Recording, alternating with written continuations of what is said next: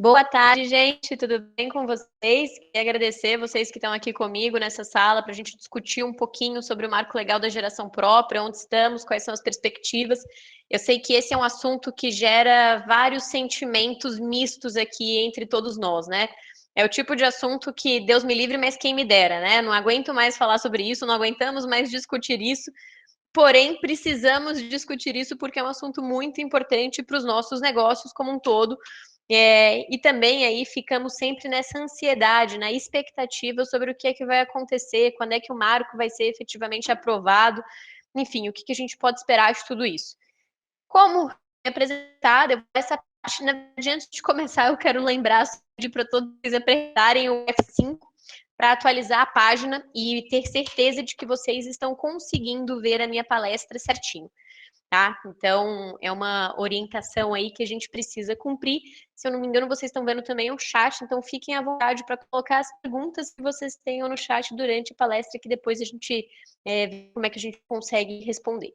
Eu vou pular minha apresentação, porque eu já fui apresentada, mas fica aqui o convite para quem tem interesse nesses assuntos de regulação do setor elétrico, para me seguirem aqui no Instagram, que eu sempre posto bastante coisa para lá e tenho atualizado bastante aí todo sobre como é que anda esse andamento em Brasília. Então, sem mais delongas, vamos interagir efetivamente aqui na nossa palestra. Eu sempre gosto de começar esse assunto, gente, relembrando um pouquinho do que a gente tem enquanto componente tarifária. E o motivo do que eu gosto de começar relembrando isso, apesar de saber que é um assunto que é um pouco, às vezes, chato, é um assunto que não é tão palatável, digamos assim, porque esse é um conhecimento que faz muita diferença para a gente entender efetivamente o que está sendo discutido sobre uma ótica de alteração do marco legal do setor elétrico, mas também entender por que isso está sendo discutido. E, na verdade, é um conhecimento que te ajuda, por exemplo, também a entender, a melhorar o seu processo de venda, a entender a compensação, a entender a conta de luz do seu cliente. Então, só para a gente relembrar, né, isso aqui é uma... Eu costumo brincar que isso é tipo aqueles... Sabe aqueles memes que a gente tinha antigamente, que falava assim, eu sou advogada, né, então, que minha mãe me vê, como é que os meus amigos me veem, como é que eu me vejo. Então, isso daqui é a tarifa de energia, né? Isso daqui é a tarifa de energia, como é que o consumidor a vê, né? Então, sobretudo, um consumidor de baixa tensão tem uma tarifa de energia que a gente chama de uma tarifa de energia monômia. O que significa isso, Bárbara? Tarifa de energia monômia, gente, significa que esse consumidor que é atendido em baixa tensão, né, ou seja, com uma carga de até 75 kW, para quem tem alguma dúvida, alguma questão sobre enquadramento em tensão, só lembrar vocês de que isso é regulado no artigo 12 da Resolução Normativa 414, tá? Então, um consumidor que é atendido em baixa tensão, ele tem uma tarifa de energia que é monômia, porque ele paga um único valor em real por quilowatt-hora. Ou seja, todos os custos que ele gera para o setor elétrico são embutidos dentro de uma única tarifa que é dada em real por quilowatt-hora.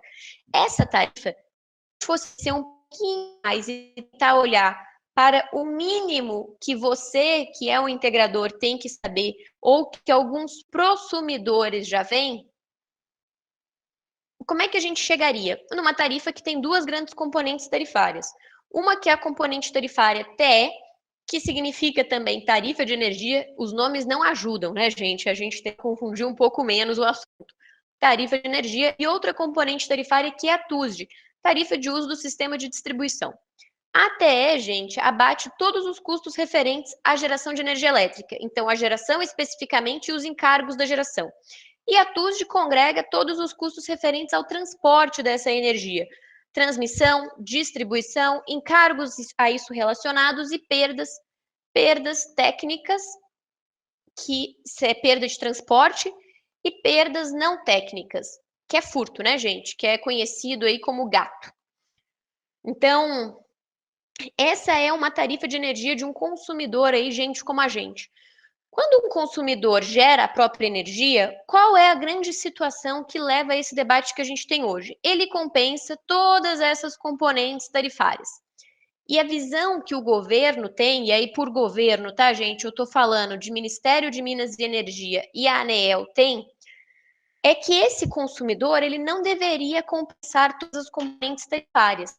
Por que ele não deveria compensar todas as componentes tarifárias? Porque, na visão do governo, este é um consumidor que, mesmo quando ele gera a própria energia, ele continua fazendo parte do sistema elétrico como um todo. Então, ele traz custos e ele se beneficia desse sistema de formas similares a um consumidor normal. Portanto, ele deveria continuar pagando um pouco aí dessa conta. Existe uma analogia que é feita, que eu acho até que é uma analogia interessante, se você quiser explicar essa situação para um cliente seu. Então, imagina que um cliente te aborda e está com dúvida sobre o que é a revisão, o que está acontecendo. E a analogia é o seguinte, imagina que o setor elétrico ele é um grande condomínio.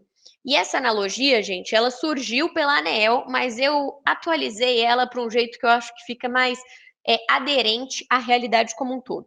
Tá? Então, imagina que o setor elétrico é um grande condomínio. Eu, por exemplo, moro num prédio, num condomínio aqui em São Paulo.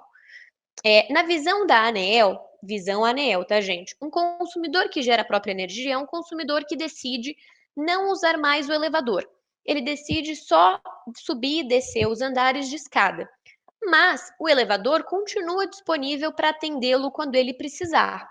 Então, ele tem que continuar pagando pelo elevador na taxa de condomínio dele. Afinal de contas, o que é a taxa de condomínio? É um rateio dos custos do sistema. A mesma coisa com a nossa tarifa de energia. A tarifa de energia é um rateio dos custos do sistema.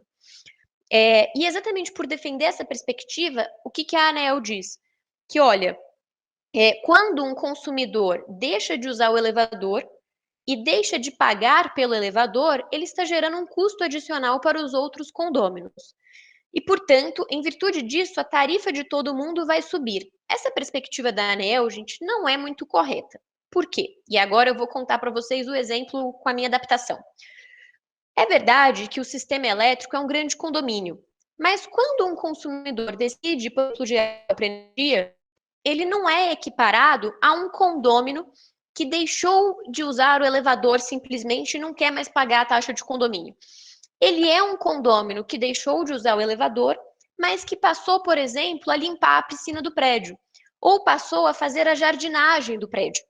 E, portanto, o que isso significa? Que por meio da sua ação, do investimento do seu tempo, ou do investimento do seu recurso, aquele condômino está ajudando o prédio a gastar menos.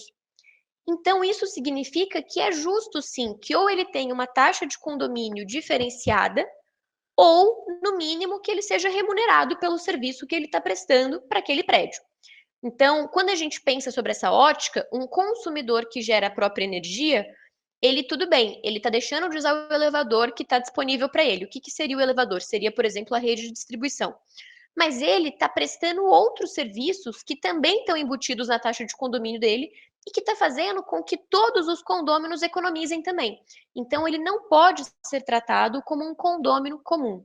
E a grande discussão, então, ao redor de toda a revisão da 482 é entender como é que a gente valora o serviço prestado por esse condômino para o prédio. Como é que a gente consegue valorar a jardinagem? Como é que a gente consegue valorar a limpeza da piscina? E a partir dessa valoração, então, entender qual seria uma alteração justa e equilibrada da taxa de condomínio que tem que ser paga por esse condômino, ou seja, das regras de compensação para este condômino. Então, se a gente fosse fazer uma analogia, eu acho que essa é a melhor analogia. E um ponto para a gente ter em mente também é que, ainda que esse condômino não gerasse economia para o condomínio, mas lembrando que ele gera, a taxa de condomínio também não subiria simplesmente porque ele deixou de pegar o elevador e deixou de pagar pelo elevador. Por quê? Porque imagina, gente, que todo ano mudam-se novos condôminos para aquele prédio e estes novos condôminos não geram custo na proporção que eles geram renda para aquele prédio. Ou seja, o conjunto de pagadores cresce muito mais do que a conta a pagar. Para a gente ter uma ideia, quando essa discussão toda da 482 e da revisão da 482 começou, o setor elétrico brasileiro contava mais ou menos, tá, gente, com 82 milhões de unidades consumidoras no Brasil. Hoje, nós já estamos aí na casa de 87 milhões de unidades consumidoras, ou seja, crescemos em mais de 5 milhões. E não crescemos tudo isso no número de condôminos que deixaram de usar o elevador, né? Hoje, a gente tem mais ou menos 650 mil unidades consumidoras se beneficiando da geração própria. Então, percebam que tem muitos argumentos que a gente ouve que não fazem muito sentido se a gente for fazer aí um cheque de realidade neles. Mas então, essa é uma contextualização sobre a discussão toda. E aqui, só para deixar um pouco mais claro, né, aqueles percentuais que a gente viu no slide anterior são percentuais da participação média de cada uma dessas componentes tarifárias numa tarifa nacional, tá, gente? Mas só para deixar um pouco mais, gente, eu sempre gosto de pegar aqueles percentuais e aplicar numa tarifa hipotética. Então, aqui no caso, eu estou aplicando numa tarifa hipotética de R$ 500 por megawatt-hora. Então, aqui, esses valores que vocês veem é o quanto cada uma seria efetivamente participação dessas componentes tarifárias. Então, por exemplo, né, numa tarifa de R$ 500, na média nacional, o fio B equivaleria a R$ 140 por megawatt-hora, que é mais ou menos aqueles 28%. Lembrando que o fio B é o fio que remunera a distribuidora. Já vamos falar um pouquinho mais sobre isso também. Ponto importante, gente, é que esses 28% é média nacional, tá? Tem áreas de concessão em que o fio B é mais ou menos 20% da tarifa, mas temos também áreas de concessão em que ele chega a 38%, 40% da tarifa de energia. Bárbara, o que determina, como é que eu posso ter uma ideia se o fio B da área de concessão que eu trabalho está mais perto dos 20 ou mais perto dos 40? A regra é a seguinte, gente, o fio B representa o custo da distribuidora. Quais são lugares em que essa participação na tarifa é muito alta? Lugares em que a gente tem grandes extensões de terra e grandes vazios demográficos, ou então uma densidade demográfica mais baixa. Então, em geral, por exemplo, estados como Pará, Maranhão, Bahia, são estados em que a parcela, né, do fio B, então a componente fio B na tarifa tem uma participação maior, porque eles têm uma grande extensão territorial e uma baixa densidade demográfica. Então, esse é um raciocínio que vocês precisam ter. A distribuidora tem que construir várias, né? Eu sou maravilhosa desenhando, tá, gente? Minha segunda profissão. Elas têm que conseguir construir várias linhas aqui de distribuição ao longo desse estado, mas tem poucos consumidores sendo beneficiados por essa linha durante grande parte desse percurso.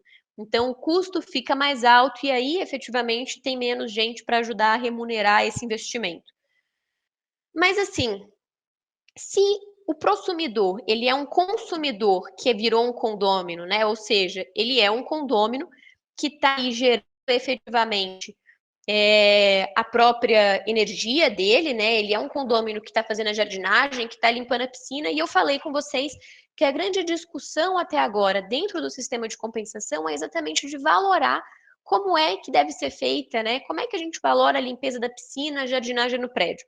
Isso daqui, gente, é algumas das questões que a gente acha que esse condômino está ajudando no sistema, para além de simplesmente deixar de usar o elevador. Então, se a gente for pegar cada uma daquelas 6 componentes tarifárias, a geração distribuída ajuda a aliviar cada uma delas, em proporções diferentes, é verdade, mas ela está ajudando ali em todas elas. Se a gente olhar para a distribuição, né, a geração distribuída, quando ela é consumida no local, e ela sempre vai dizer que, né, em 80% dos casos, gente, ela vai ser consumida no local. Por quê? Porque se eu não consumir simultaneamente, né, o meu vizinho vai consumir pelo efeito vizinhança. Então, isso faz com que essa energia use menos a rede de distribuição. Se ela está usando menos a rede de distribuição, eu estou postergando a necessidade de investir na expansão dessa rede. Tanto expansão no sentido de construção de novas redes, quanto aumento da capacidade daquela rede, porque eu estou diminuindo o quanto ela está sendo demandada. Do ponto de vista de transmissão, que seria o fio A, quase nenhum empreendimento de geração distribuída usa rede de transmissão. né? A eletricidade da GD, ela transita na baixa e na média tensão, mas ela não usa o fio A, que é o fio da transmissão. Se a gente olhar para encargos, a gente ajuda a reduzir os encargos na medida em que a gente está diversificando a matriz brasileira. Para perdas, né, a gente ajuda a reduzir as perdas elétricas. Por quê? Menos da nossa energia consumida no país vai ter que ser transportada por longas distâncias. E é esse transporte de longas distâncias que gera um custo que precisa aí efetivamente ser que gera um custo em perda de energia que precisa ser compensada dentro aí efetivamente do nosso país, dentro da nossa tarifa, tá? Para a gente ter uma ideia, gente, entre 12 a 14% de toda a energia produzida no Brasil é perdida no transporte, tá? É perdida no seu transporte. E se a gente pegar a componente energia em si, né? Quando eu estou gerando mais energia, eu estou evitando que mais energia tenha que ser comprada quando a gente tem os leilões, quando a gente tem a estruturação do setor. No momento como que a gente vive hoje, gente, de crise hídrica, a AGD tem dois papéis muito importantes. Um é o papel social do ponto de vista do consumidor que já gera a própria energia. Eu não sei quem aqui sabe, gente, depois até comentem no chat se vocês sabiam disso ou não, mas a inadimplência na conta de luz é o maior motivo de negativação do nome do consumidor brasileiro hoje. O maior motivo do brasileiro ter nome sujo. O brasileiro não consegue mais pagar a conta de luz tão cara que ela tá.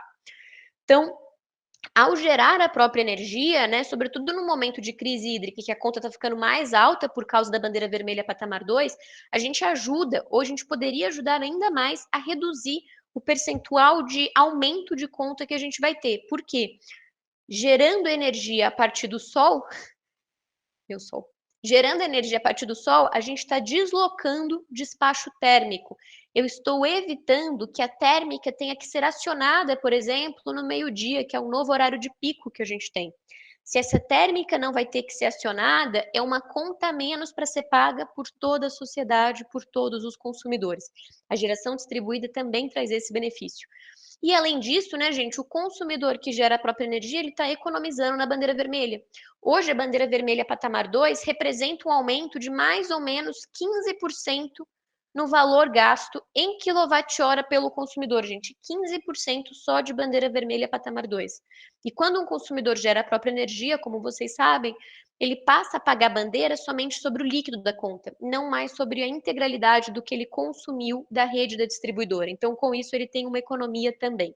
E tudo isso precisa ser pesado, né? Aqui é só para mostrar para vocês como é que é aquela questão do alívio da rede de distribuição e de transmissão. Né? Então, imagina que isso daqui é um consumidor que não tem geração distribuída e esse é o ponto de consumo máximo de carga dele. Se ele coloca a geração distribuída, esse sistema dele vai estar gerando nessa curva aqui desse gráfico do meio. Então, quando a gente coloca, né? Quando a gente desloca, imagina que a gente está juntando, então, a curva de consumo dele sem GD com a curva de produção da GD. O que isso significa? Que o novo ponto de pico dele vai deixar de ser esse daqui e vai passar a ser esse daqui. Então, isso está gerando um alívio para o sistema de distribuição, que antes estava mais sobrecarregado aqui e agora essa sobrecarga caiu um pouco. Né? Então, é exatamente esse delta aqui de liberação, digamos assim, do sistema que permite um benefício da geração distribuída nas redes de distribuição. E que, então, esse é um dos muitos benefícios que precisa também ser valorado.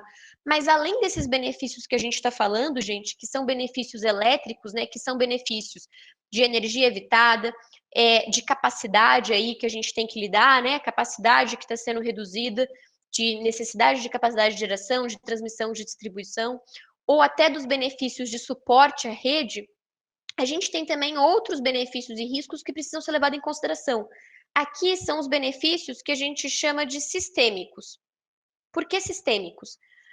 Porque eles são benefícios que estão dentro do setor elétrico de maneira geral.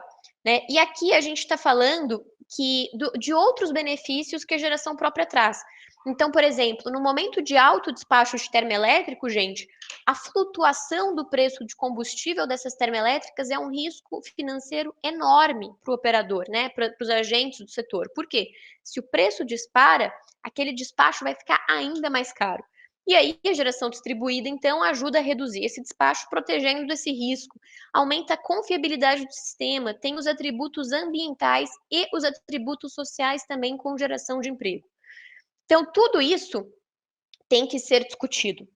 Na discussão dessa revisão com a ANEEL, gente, a agência estava olhando male male para os benefícios sistêmicos. E o setor entendia que todo esse conjunto aqui de atributos deveriam ser olhados, deveriam ser valorados. Por isso, então, houve um pedido muito forte do setor lá em 2019 para que essa discussão toda fosse para o Congresso Nacional. E no Congresso Nacional, isso virou o PL 5829 de 2019, né?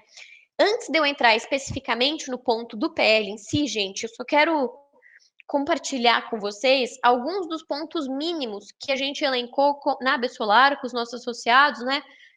Eu sou vice-presidente do Conselho da Absolar para Geração Distribuída, por isso também que eu estou me referindo a alguns dos materiais aqui, porque eu acho que é importante a gente integrar essas discussões. E aí os requisitos mínimos que a gente integrou para isso foram, né? O reconhecimento adequado dos benefícios e dos custos da geração distribuída. Adequado, gente, como eu comentei, como é que a gente vai valorar a jardinagem, o serviço de limpeza da piscina? Então, tudo isso tem que acontecer. A manutenção das regras vigentes por pelo menos 25 anos, que isso daqui é o que a gente convencionou chamar no setor de direito adquirido, né? Convencionou por quê, gente? Porque, do ponto de vista legal, estritamente legal, é um pouco polêmico discutir se existe ou não direito adquirido por um tema regulatório. Mas a gente convencionou chamar assim para ficar mais fácil de entender, né? Sobretudo para a ótica do cliente, do consumidor. Uma solução para a questão da transferência de titularidade. A ANEEL tinha uma proposta esdrúxula de que se eu tenho meu direito adquirido e eu transfiro a titularidade da sua unidade de consumidor, eu perderia esse direito adquirido. Então, isso é um ponto que não daria para negociar do ponto de vista do setor. Outro ponto, não dá para as regras mudarem do dia para a noite, tem que ter um período de transição. A gente tem que apertar o momento da revisão para trazer melhoria também. Não é só para mudar a forma de valoração. Vamos aproveitar que a gente está revisando a norma e melhorar esse arcabouço todo num conjunto dele. E um espaço de diálogo permanente entre o processo, que nem sempre aconteceu, mas que acho que, sobretudo no ano passado, para cá, houve algum tipo de melhora. Então, esses daqui eram os requisitos mínimos para que essa revisão acontecesse, no Congresso ou na ANEEL. E como eu falei com vocês, né, a gente acabou levando o tema para o Congresso, exatamente por a gente entender que analisar somente a esfera de benefício sistêmico era inadequado, que a geração distribuída tem que ser tratada como uma política pública para o setor.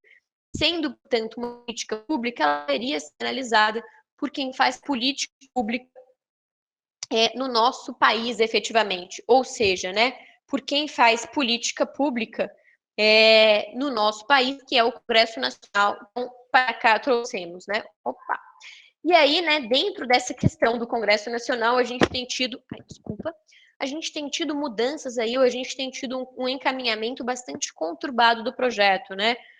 Cada vez mais na mídia a gente tem visto manchetes aí falando sobre isso, da maioria na Câmara para aprovar o novo marco legal, as manifestações do presidente dizendo que não vai permitir a taxação do sol, né? Isso sobretudo no ano passado. A bola, né? Se o marco legal fosse uma bola, isso daqui fosse futebol, né? A gente estaria quase, né, na cara do gol aí, batendo sempre na trave. Mas fato é que encerramos o primeiro semestre de 2021 e em que pese o nosso projeto ter sido pautado 11 vezes, ele não foi colocado para votação, né? Então, acho que a gente precisa entender um pouco mais esse contexto todo, realmente entender o que está sendo proposto, né, gente? Eu vejo muitas pessoas que sabem mais ou menos que tem um marco legal, não sabem direito se são a favor ou contra, qual que vai ser o grande benefício. Eu ainda vejo muita gente que acha que o melhor é não fazer nada, mas não conhecem a fundo quais vão ser as alterações propostas, né? Então, vamos olhar um pouquinho mais para isso agora. Se a gente olhando, então, para o PL 5829, gente, que é o PL que eu comentei com vocês, traz as grandes questões referentes à revisão do setor, o que a gente tem, né? O PL foi apresentado em 2019 pelo deputado Silas Câmara, que foi o deputado aí, autor do projeto. Ele está tramitando em regime de urgência, e o regime de urgência basicamente significa dizer que ele pode ser votado direto pelo plenário, né? Ele não precisa tramitar nas comissões em que pese ter sido designado para as comissões. Ele pode ir direto a plenário para voto. Por isso que eu comentei com vocês que ele já foi pautado efetivamente 11 vezes, mas ele nunca foi chamado para ser votado. Imagina que a pauta, gente, você tem uma reunião de time e toda semana você coloca um tópico naquela sua reunião de time, sei lá, discutir férias dos funcionários. E toda semana a reunião acontece e você nunca discute aquele assunto. Então, ele vai sendo carregado para a pauta da próxima reunião, para a pauta da próxima reunião, até que em algum momento, ou você efetivamente discuta aquilo e seja superado, que seria votar o projeto, chamar o projeto para voto, ou você deixa de colocar aquilo na pauta do time, que seria o projeto não ser pautado, tá, gente? Então, esse aí é um contexto para a gente ter em mente. Mas se a gente for olhar, então, efetivamente para o PL 5829, o que a gente tem em termos de proposta desse projeto, né, gente? O que está colocado aí na mesa efetivamente? Aqui eu fiz um compilado sobre ele e a gente vai discutindo ao pouco. Eu quero discutir também o que era antes, o que mudou, para a gente conseguir entender efetivamente onde é que a gente está hoje em termos de projeto, tá? Primeiro, eu comentei com vocês que o projeto é de autoria do deputado Silas Câmara, mas hoje ele está sendo relatado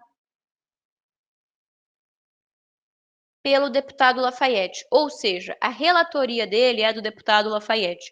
O que significa isso? Que o deputado Lafayette ele é o responsável por analisar o projeto e emitir um parecer sobre o projeto. E nesse parecer ele pode dizer que ele acha que o texto original deveria ser votado ou que ele acha que o texto que tem que ir à votação deveria ser outro efetivamente. Então, por isso aí, a gente teria alguma perspectiva diferente para o projeto, um texto novo. Analisando o texto original do deputado Silas Câmara, o deputado Lafayette efetivamente entendeu que era o caso de substituir o texto original por outro texto. E nessa substituição, ele apresentou, então, o que a gente chama de substitutivo. O que diz esse substitutivo dele, gente? Óbvio que o ponto-chave que está sendo discutido é como vamos valorar os créditos de energia oriundos de um sistema de compensação? Por quê? Se a gente tem aquelas 6 componentes tarifárias, gente, e a gente está dizendo que a AGD compensa todas as 6, o que isso significa, né? Que se a gente tem aquela tarifa de energia que custa 50 centavos um quilowatt-hora, quando um consumidor gera a própria energia e recebe o crédito de 1 kWh também, aquele crédito vale 50 centavos. Ou seja, aqui ficou 0 e aqui ficou 0 também. Isto também significa dizer, gente, que existe uma paridade na valoração da energia gerada com a energia consumida da rede. Lembrando que aqui, gente, não se discute, não é sobre tributo. Eu não estou falando de CMS, eu não estou falando de PIS/COFINS, porque eu tenho certeza que muitos de vocês assistindo estão pensando assim, mas Bárbara, aqui na minha área de concessão que eu trabalho já não tem paridade, então, porque o quilowatt-hora que o consumidor consome da rede é 75 centavos e o que eu injeto vem a 50. Então, mesmo que ele zere o consumo, ele sempre tem que pagar 25. Isso não é por valoração dos componentes tarifários, gente. Isso aqui é por diferença de aplicação de ICMS. Opa. E o nosso projeto que a gente está discutindo não fala de ICMS, porque ele nem poderia falar sobre ICMS, tá bom? Então, esse é o primeiro ponto aqui para a gente ter em mente efetivamente. Um outro ponto. Tinha sumido a barrinha aqui de funções. Um outro ponto, então, para a gente ter em mente beleza, então, se hoje eu tenho paridade nas componentes tarifárias, não necessariamente na valoração específica do crédito, depois da mudança, como é que poderia ficar?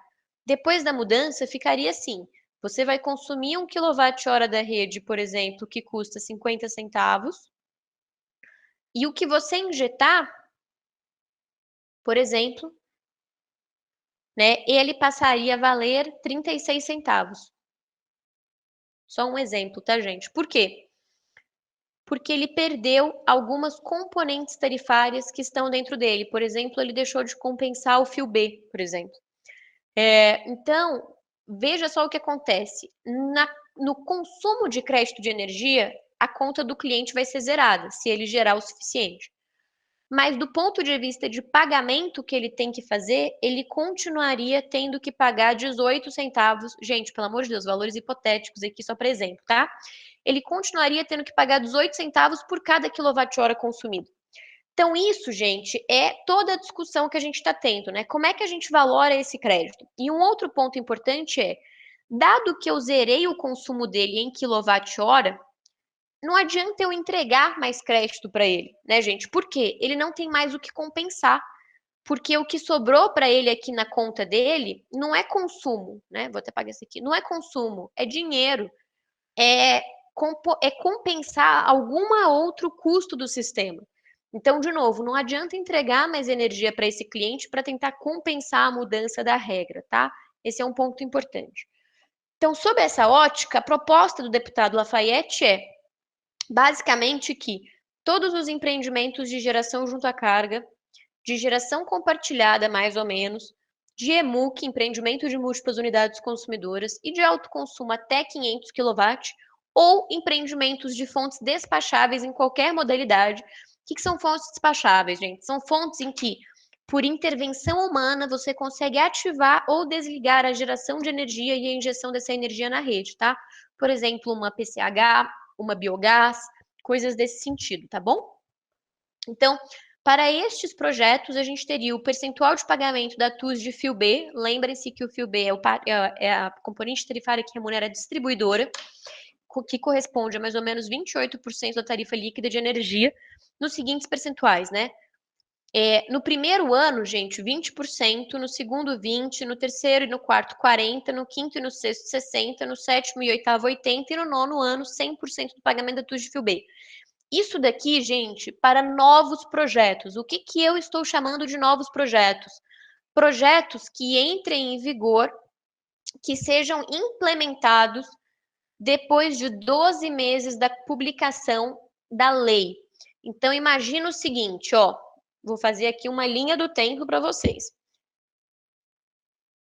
Eu publiquei a lei. Aqui é o 0. Aqui é o 1. Ano, tá, gente?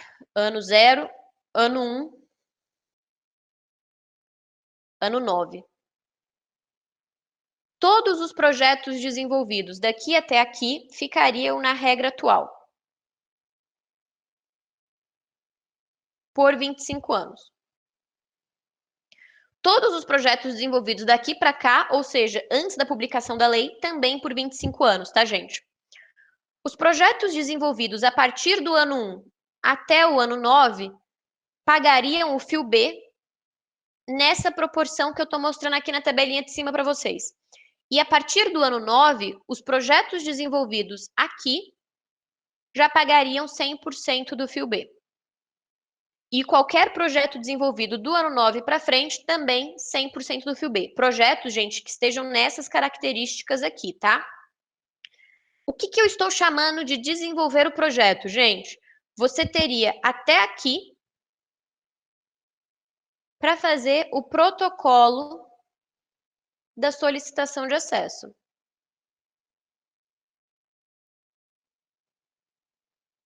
Não é ter o parecer de acesso em mão, gente. É o protocolo da solicitação de acesso, tudo bem? Então, isso daqui é basicamente a proposta aí do projeto. Se você estiver acompanhando e você gostou dessa linha do tempo, sugiro fortemente que você tire um print dessa tela, porque eu vou apagar ela daqui a pouco para projetar mais uma coisa. E aí, então essa é a proposta. Mas não é a única, né, gente? Para os projetos de alto consumo remoto, cuja capacidade instalada seja superior a 500 kW, ou de geração compartilhada, quando um consumidor tiver 25% ou mais dos créditos, estes projetos já entrariam na nova regra, também a partir do ano 1, mas eles não teriam esses 8 anos de transição. Tá? Então, assim que eles forem desenvolvidos, depois desse ano, desse primeiro ano, que é um ano de vacância da norma, eles já entrariam direto aí pagando 100% do fio B, mais 40% do fio A, mais a tarifa de fiscalização do setor elétrico e mais um encargo de pesquisa e desenvolvimento, tá, gente? Perceba, então, que a gente teria duas regras bastante claras e diferentes aí para cada tipo desses projetos em mente. E uma outra alteração trazida também no PL, gente, que é muito positiva para os empreendimentos de mini geração, é o quê? A substituição da TUS de C pela TUS de G. Bárbara, o que é TUS de C? Imagina o seguinte, gente, você que já desenvolveu projeto de mini geração, né, projetos atendidos em média tensão, sabe que essas usinas precisam pagar demanda contratada. E a demanda contratada hoje, mesmo que a usina seja 100% remota, é paga como se essa usina estivesse efetivamente, como se ela fosse uma consumidora. Então, ela paga uma TUS de consumo e não uma uso da rede como uma geradora que ela verdadeiramente é, uma TUS de G. Isto significa dizer, então, gente, que essas usinas teriam uma otimização no pagamento de demanda contratada. Por quê? Porque, para a gente ter ideia, a TUS de G chega a ser 30% do valor da TUS de C.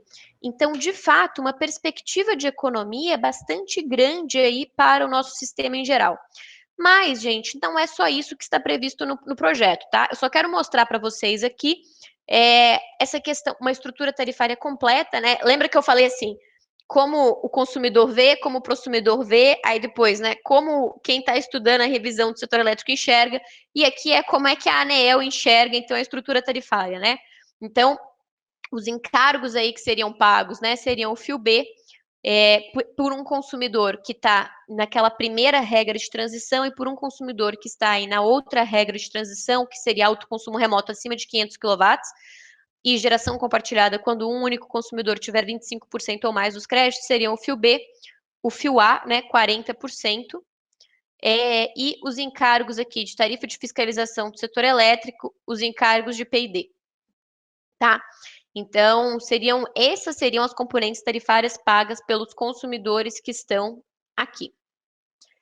Lembrando, né, gente, que se a usina for de fonte despachável, qualquer que é a fonte, ela continuaria nessa regra mais favorável. Foi a maneira que o projeto encontrou de valorar o atributo da despachabilidade, o atributo de você poder controlar quando é que a usina gera ou quando é que ela não está gerando.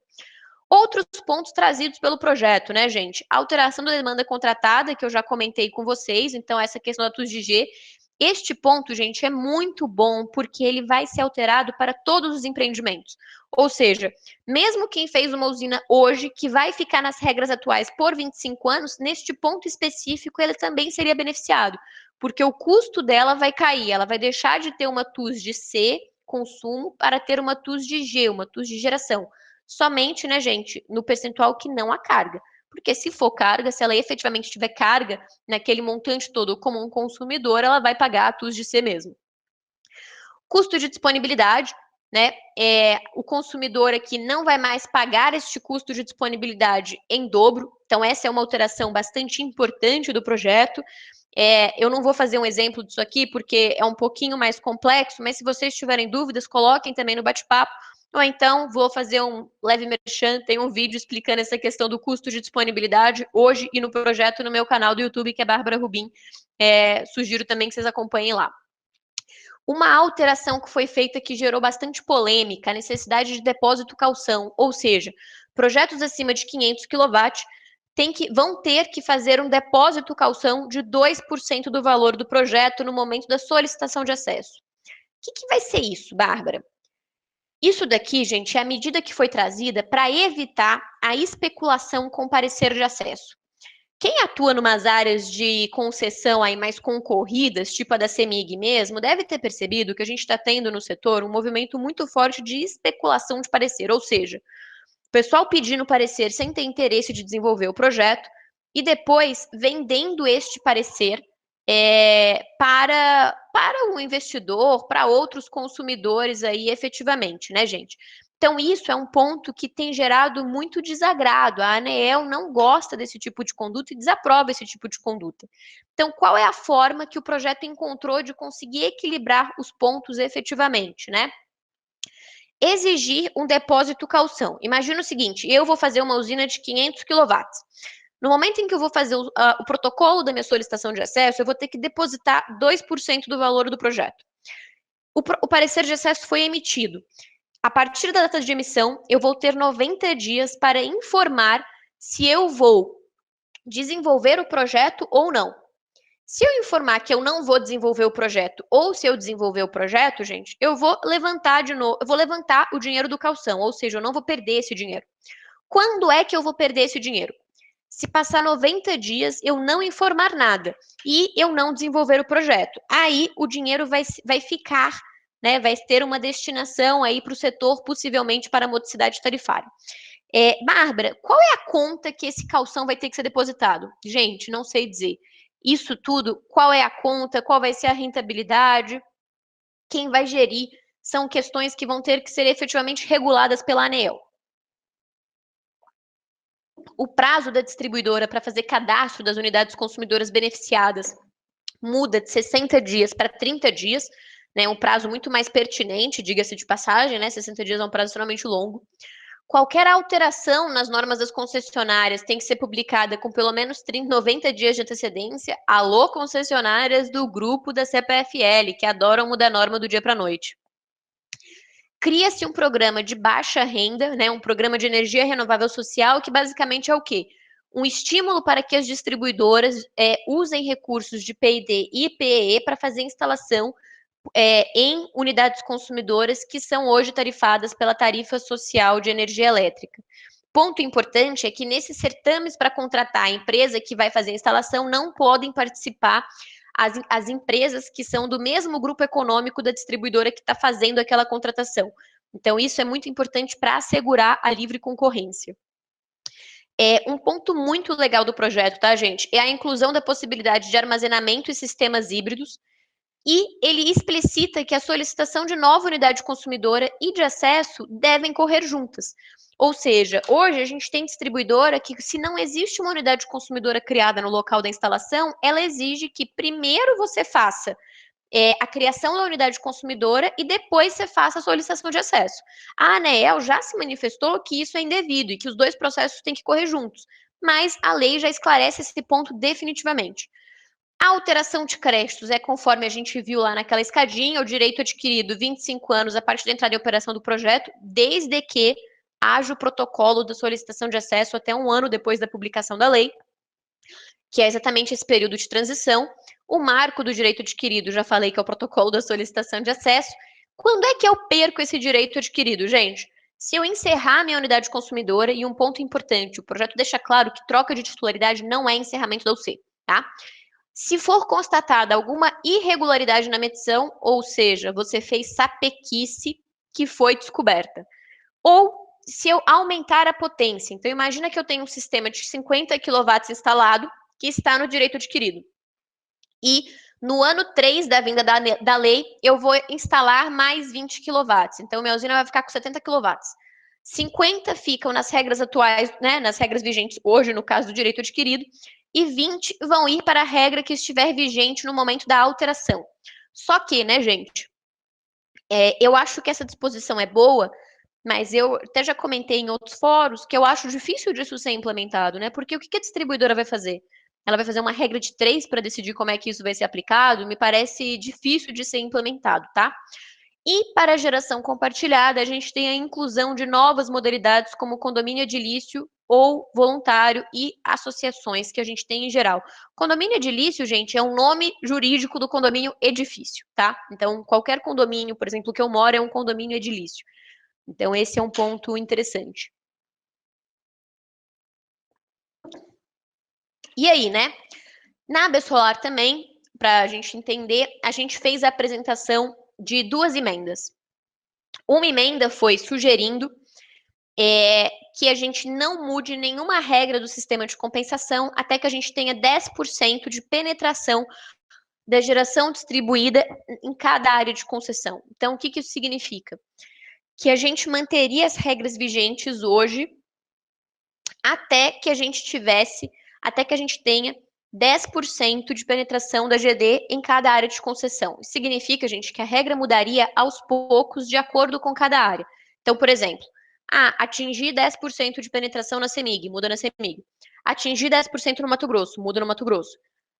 No Paraná, eu ainda estou com 7%, fica na regra atual. E assim sucessivamente. A gente entende que essa metodologia é mais adequada porque ela permite melhor o desenvolvimento regional. Então, ela respeita a particularidade do desenvolvimento regional efetivamente, tá?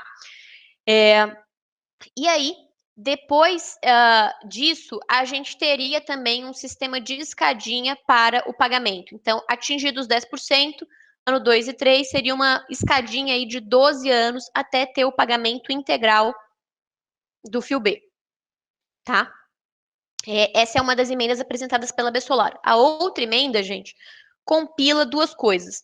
A primeira não muda nada até a gente ter 10% de penetração. Só um ponto importante é que aqui, gente, penetração não diz respeito à capacidade instalada, mas ao mercado de geração de energia elétrica, tá? E pensar em geração de energia elétrica favorece mais a gente, porque a solar tem um fator de capacidade mais baixo do que o das outras fontes.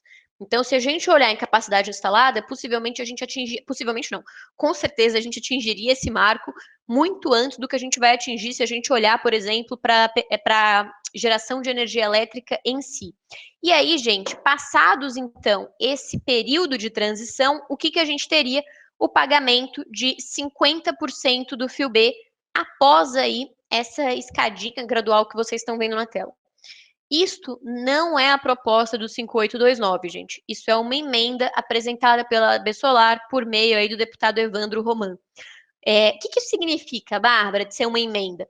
Significa, gente, que uma vez que o projeto for chamado para votar no plenário, o que vai acontecer?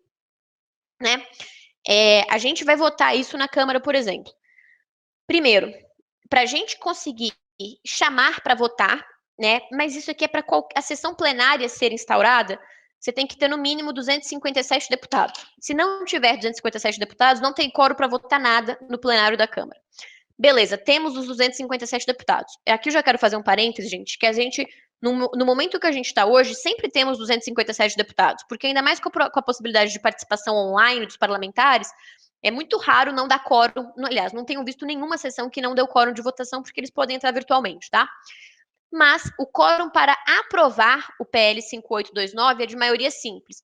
Então, 50% mais um dos presentes efetivamente, né? Então, se a gente tivesse, por exemplo, 257 deputados, a gente precisaria aí de 128, 129, né? Mais ou menos para aprovar. 129? 129 para aprovar esse projeto. Então, esse é um ponto importante. Maioria simples para votar. Aí, gente, na hora que esse projeto for votado, os deputados que vão estar lá vão apresentar as emendas, que já estão sendo apresentadas. O que significa? Imagina assim, esse daqui é o projeto. Aí, aqui você tem o artigo 1, aqui você tem o artigo 2, artigo 3, artigo 4º, artigo 5º, inciso 1, 2, etc. E o projeto foi votado, beleza, aprovei o projeto. Aí tem emenda que já foi destacada, ou seja, ela foi apoiada pelo número mínimo de deputados para poder ser considerada, que altera o artigo 2º inteiro. E tem uma outra emenda que altera o artigo 5º inteiro. Então, o que significa? Que a gente fala que foi aprovado o texto base do projeto. O que é o texto base? É o texto que foi aprovado sem ter emendas para alterá-lo. Então, é o texto mais simples, digamos assim, que não tem possibilidade de alteração. Depois da votação do texto base, gente, a gente vai votar as emendas. Então, beleza, isso pode acontecer na mesma sessão ou na sessão seguinte, né? Aí, vamos votar então em emenda do artigo 2º. Foi aprovada a emenda do artigo 2º, então significa que essa emenda já vai alterar aquele texto base e o artigo 2º não vai mais ser o texto, por exemplo, que está no relatório do deputado Lafayette, vai ser o texto dessa emenda que foi aprovada pelo plenário. O quórum para aprovação da emenda é o mesmo quórum de aprovação de projeto, tá, gente?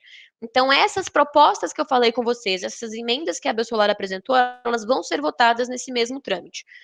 Fato é, né, gente, que aprovado isso na Câmara dos Deputados, a gente vai ter que caminhar ainda com o nosso projeto no Senado Federal, e aí a luta recomeça. No Senado, o quórum para votar também é de maioria absoluta, então, no caso, são 41 senadores, a maioria absoluta, né, porque nós temos 82, E o quórum para aprovar o nosso projeto também é de maioria simples. Se o Senado modificar alguma coisa no trecho, ele vai voltar para a Câmara. Por quê? A última palavra é sempre da casa que iniciou o projeto.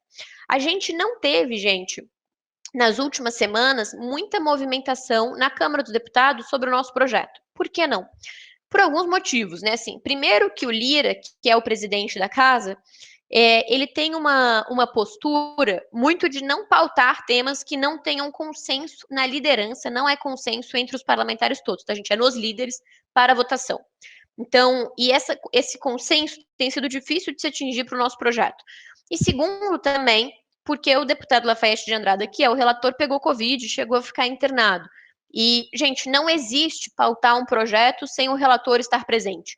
Então, até que ele voltasse de fato às atividades dele, a gente não tinha nenhuma chance do nosso projeto ser pautado e muito menos levado à votação.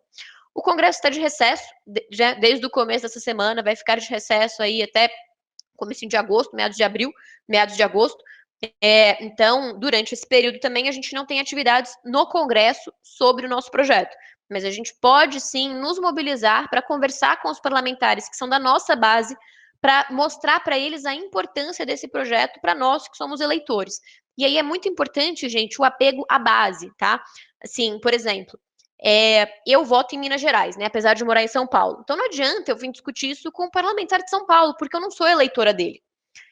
Então, essa relação de voto, né, voto eleitor com o parlamentar é muito importante e pode ser fortalecida nesse momento. Assim que o Congresso voltar às atividades, a gente tem que voltar a pressionar para o projeto ser efetivamente pautado e votado. Por quê? Ano que vem, gente, vai ser um ano muito difícil da gente aprovar esse projeto, porque ano que vem é ano eleitoral. Então, assim, a gente tem eleições presidenciais, a gente tem eleição no parlamento. Isso tudo deixa o funcionamento do Congresso muito conturbado. Então, a gente tem que fazer o maior esforço possível para caminhar com o nosso projeto esse ano. E para isso, a gente precisa, sem dúvida alguma, aí, de mobilização e de apoio de todos vocês. Dito isso, eu encerro a minha fala, eu vou ficar à disposição aqui para a gente bater um papo, deixo aqui meus contatos e agradeço de novo aqui aos organizadores, a Pieta, ao Rômulo, pela oportunidade de estar aqui com vocês hoje. Muito obrigada.